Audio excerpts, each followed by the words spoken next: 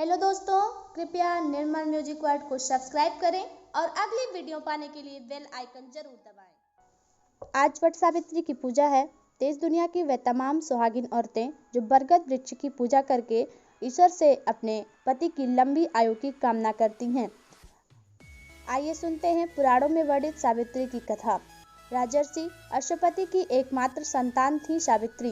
सावित्री ने वनवासी राजा धुमत्सेन के पुत्र सत्यवान को पति रूप में चुना, लेकिन जब नारद जी ने उन्हें बताया कि सत्यवान अल्पायु है तो भी सावित्री अपने निर्णय से डिगी नहीं।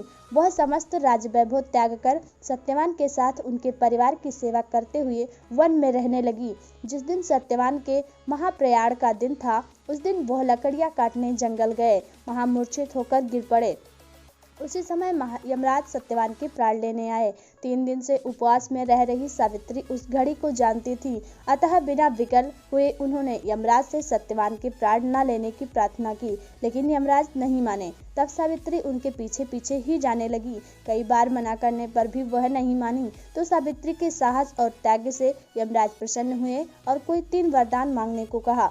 सावित्री ने सत्यवान के दृष्टिहीन माता पिता के नेत्रों की ज्योति मांगी, उनका छिना हुआ राज्य वापस मांगा और अपने लिए 100 पुत्रों का वरदान मांगा।